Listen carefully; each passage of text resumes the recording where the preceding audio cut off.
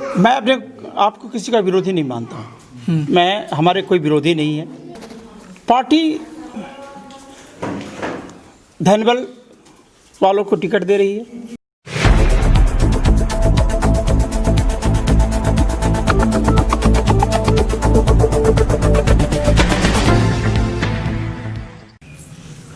नमस्कार, मैं अमित चौरसिया और आप देख रहे हैं नालंदा दस्तक। आज हम मौजूद हैं अत्रि विधानसभा क्षेत्र में और हमारे साथ जो बातचीत करने के लिए उपस्थित हैं वो निर्दलीय प्रत्याशी सुभाष चंद्र बोस जी हैं। सुभाष चंद्र बोस जी, आपको हमारे चैनल नालंदा दस्तक पर स्वागत है। धन्यवाद आपको। नमस्कार। सुभाष जी, आप हमको सबसे पहले ये बताइए कि 17वीं विधानसभा चुनाव को लेकर के जो आप निर्दलीय प्रत्याशी के रूप में उभरे हैं बन करके, इसके पीछे का कारण क्या? आपको किसकी पार्टी ने टिकट क्यों नहीं दिया? भाई साहब, ये बिहार की धरती है। जेपी लोहिया, कर्पूरी जी के अनुयायी लोग जेपी लोहिया और कर्पूरी के सपनों को साकार करने की प्रतिज्ञा लेकर चलने वाले लोग आज बिहार को किस जगह पर खड़ा करके रखे हैं, ये मैं नहीं बता सकता। ये बिहार के हर एक क्षेत्र से किसान, मजदूर, गरीब, सभी लोगों से आप पूछ सकते हैं जी। रही बात टिकट नहीं मिलने की, तो मैं तो कहा कि जिनके आदर्शों पर, जिनके नैतिक मूल्यों पर चलने की लोगों ने जो सौगंध खाई थी, उनके मूल्यों को लोगों ने भुला दिया, उनके आदर्शों को लोग भूल गए। तो हमारे जैसे कर्तव्यनिष्ठ व्यक्ति को,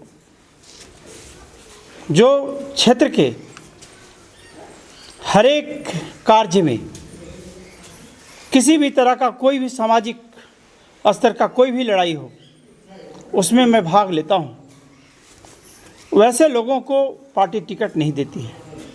अच्छा, तो फिर कैसे लोगों को पार्टी टिकट देती है सर? पार्टी धनबल वालों को टिकट दे रही है। जो अधिक से अधिक पैसा चुनाव में खर्च कर सके, पार्टी में अधिक से अधिक पैसा दे सके, वैसे लोगों को टिकट दे रही है। क्षेत्र में कहाँ, मैं तो नहीं समझता हूँ। हमारे के यहाँ जो भी चुनाव लड़ रहे हैं लोग, निश्चित रूप से उनके पास रुपयों की कोई अभाव नहीं है। मैं तो सामाजिक क्षेत्र में हूँ, गरीब का बेटा हूँ, एक शिक्षक का बेटा हूँ, और शिक्षक के पुत्र होने के नाते हमारे पिताजी अपने मुख्य रूप से उनका जो वेतन मिलता था, उसी पर उनका जीवन निर्भर होता था, उसी से हम लोगों ने भी पला बढ़ा। और मेरा जो आय का स्रोत है निश्चित रूप से बहुत ही कम है, और हम उस कम स्रोत में भी अपने आसपास इर्द गिर्द सुख दुख में पड़े लोगों को मैं हमेशा मदद करता हूँ। और हम बहुत ज़्यादा धन की लालसा में नहीं रहते हैं, न तो बहुत ज़्यादा मुझे सत्ता की चाहत है, न स्वार्थ की चाहत है। बस मुझे एक ही चाहत है कि हमारे क्षेत्र के अंदर में, अत्रि विधानसभा क्षेत्र के अंदर में, अत्रि विधानसभा क्षेत्र के अंदर में, अत्रि विधानसभा क्षेत्र के बाहर भी, मैं नालंदा हो, नवादा हो, औरंगाबाद हो, मैं किसी भी ज़िले के अंतर्गत में मैं जाता हूँ, जहाँ से भी लोगों की आवाज़ आती है, जो दुखी मानव हैं, जो पीड़ित मानव हैं, वो मुझे आवाज़ देते हैं, मैं वहाँ दौड़ कर जाता हूँ और लोगों की जितनी शक्ति है मैं ज़रूर उनको मदद करने की कोशिश करता हूँ। सर, आपको अत्रि विधानसभा क्षेत्र की जनता पर कितना विश्वास है? पूर्ण विश्वास है। अत्रि के नौजवान, किसान, गरीब मतदाताओं पर मुझे पूर्ण भरोसा है। कुछ चंद लोग जो समझते हैं कि सुभाष चंद्र बोस के आने के बाद 2 नंबर का पैसा कमाने में मुझको नहीं बनेगा, 2 नंबर का हम काम नहीं कर सकते हैं, गलत व्यापार नहीं कर सकते हैं, गलत धंधा नहीं कर सकते हैं, सिर्फ वही मेरे विरोध में है। अन्यथा इस क्षेत्र के एक एक नौजवान, किसान, महिलाएं, बुजुर्ग, युवा युवती, हर लोग मेरे पक्ष में मतदान करने के लिए तैयार हैं, और वो 28 तारीख को शायद वो देखने को मिलेगा। सर, तो आपके जो विरोधी हैं, जेडीयू ने भी अपना प्रत्याशी उतारा है, आरजेडी ने भी अपना प्रत्याशी उतारा है। अभी रामविलास पासवान की जो पार्टी थी, उन्होंने भी अभी प्रचार प्रसार कर रहे थे, उनको आप कैसे झेलेंगे? जी, मैं अपने आपको किसी का विरोधी नहीं मानता हूँ। मैं हमारे कोई विरोधी नहीं है। लोकतंत्र है, लोकतंत्र में सबको चुनाव लड़ने का अधिकार है। बड़ी बड़ी पार्टी के लोग हैं। मैं तो कहा कि दलगत भावनाओं से हमारे यहाँ के लोग, हमारे नौजवान, हमारे किसान, हमारे मजदूर, हमारे गरीब ऊब चुके हैं। वो नहीं चाहते हैं जी दलगत भावनाओं में पड़ना। दल वाले लोग, उनकी जो मैनिफेस्टो होती है, जो उनका चुनाव का एजेंडा होता है, वो सिर्फ चुनावी एजेंडा चुनाव तक ही रहता है। चुनाव तक ही सीमित रहता है, आपका कहना ये है? हाँ, चुनाव तक ही सीमित रहता है। चुनाव के बाद वो अपने किसी भी एजेंडे पे पलट कर देखते भी नहीं कि हमने लोगों से क्या कहा था, हमने क्या शपथ ली थी, क्या अपने मैनिफेस्टो में लिखा, उसकी कोई चिंता लोगों में नहीं होती है। चिंता सिर्फ होती है किसी तरह वोट की राजनीति, तोड़ना जोड़ना, कैसे तोड़ना है, कैसे जोड़ना है, किनको कैसे, किस यंत्र से, किस तंत्र से, किस मंत्र से लोगों को अपने पास लाना है। बस इसी का काम का नहीं, विकास का सहारा नहीं, किसी गरीब को दुख में मदद नहीं। चुनाव का वक्त है तो मदद करने के लिए तैयार हैं, लेकिन चुनाव के बाद वही गरीब यदि उनके दरवाजे पर पहुंच जाए, आज चुनाव के वक्त 500 रुपया देने को तैयार होंगे, लेकिन चुनाव के वक्त वो गरीब को यदि पटना और गया में फंसा हुआ रहे, उसको भाड़े के लिए 50 रुपये की भी ज़रूरत हो, तो कोई देने के लिए व्यक्ति तैयार नहीं है। वैसे लोगों को क्या कहा जाएगा, क्या कहेंगे आप? सर, बिहार में बढ़ रहे आपराधिक घटना, जैसे कि नीतीश कुमार बार बार बोलते हैं कि मैंने विकास किया, तो क्या आपको लगता है कि विकास हुआ है और क्या अपराध पे लगाम लगी है? मैं अपराध के लगाम पर तो मैं नहीं बोलूँगा जी। विकास के मामले में मैं तो कहूँगा विकास हुआ है, लेकिन वो विकास लोगों को नज़रिए में इस तरह का विकास है, शायद कहना कितना सत्य होगा मेरा, मुझको ये नहीं समझ में आता है। सड़कें जो बन रही है जी, विकास तो हो रही है, लेकिन विकास का पैमाना क्या है? क्या सड़क बना देना, सड़क में बालू बोल्डर बिछा देना, पिच बिछा देना और फिर पीछे से उसको कवाड़ देना? पुल बने, पानी आया भी नहीं, पुल ध्वस्त। विकास का यही पैमाना है। तो क्या आप इसे क्या समझते हैं? विकास नहीं है तो फिर क्या है? विकास है, विकास में ज़रूरत से ज़्यादा भ्रष्टाचार है। मुख्यमंत्री जी हमारे निश्चित रूप से बहुत से विभागों में उन्होंने काम किया है। महिलाओं के प्रति उनका जो आदर और सम्मान का भाव रहा है, महिलाओं के लिए उन्होंने बहुत जो सारा काम किया, मैं इस चीज़ को मानता हूँ। लेकिन उनकी एक कमी रह गई है, वो कमी है कि अपने अधिकारियों पर उन्होंने नकेल नहीं कसा, अपने अधिकारियों को उन्होंने मनमानी करने का छूट दे दी। इसके कारण विकास होते हुए भी विकास नहीं दिख रहा। जो प्रखंड विकास कार्यालयों में, अंचल कार्यालयों में, अनुमंडल कार्यालयों में जिन गरीबों की बात होनी चाहिए, जिन गरीबों को हक और जितना अधिकार मिलना चाहिए, जिस तरह की काम होना चाहिए, वो काम नहीं हो रहा। मैं इसको नहीं मानता हूँ। मुख्यमंत्री जी भले अपने विकास का ढिंढोरा पीटें, लेकिन आम आदमी, गरीब आदमी में वो नहीं दिख रहा है। आम आदमी, गरीब आदमी, कमज़ोर आदमी आज भी त्रस्त है इनके शासन से, इनके प्रशासन से। थाना पदाधिकारी उसी तरह से गरीबों को तंग करते हैं, प्रखंड कार्यालय में उसी तरह से तंग किया जाता है, प्रखंड कृषि कार्यालय में उसी तरह से तंग किया जाता है। जीविका में भी कुछ लोग आ गए हैं जी, बिल्कुल। उन लोग भी गरीबों को कहीं ना कहीं किसी न किसी तरीके से तंग करते हैं। विकास की सोच तो इनकी अच्छी है, लेकिन इनका जो निश्चित रूप से जो जिस स्तर से, जिस धरातल पर जो काम होना चाहिए वो नहीं हो रहा है। इससे वो वंचित हैं। सुभाष जी, हमको आप ये बताइए कि अक्सर निर्दलीय जो चुनाव उम्मीदवार होते हैं, वो चुनाव जीतने के बाद किसी न किसी पार्टी का दामन में चले जाते हैं। आपका क्या स्ट्रेटजी है अगर आप चुनाव जीत जाते हैं तो आप किस पार्टी को सपोर्ट करेंगे? देखिए, ये आपका कहना सही है जी। चुनाव के मैदान में मैं भी हूँ, मैं भी इस दंश को झेल रहा हूँ। लोग कहते हैं कि निर्दलीय हैं जी, लेकिन मैं तो लोगों से कहता हूँ कम से कम इतना तो है ना कि कोई अपना विचार मेरे ऊपर थोप नहीं रहे। हम उनके विचारों से अवगत होकर के तो नहीं चुनाव लड़ रहे आप हैं। स्वतंत्र हैं। हम स्वतंत्र हैं। जी। अब रही बात स्वतंत्र होकर के मैं वहाँ जाऊँगा, हमारे क्षेत्र के लोग निश्चित रूप से भी अपना ये लोग विचार रखेंगे कि आप पार्टी पकड़ें या पार्टी नहीं पकड़ें। वो चुनाव जीतने के बाद जो सामने बात आएगी उसके अनुसार उस समय उस स्थिति को देखते हुए काम किया जाएगा।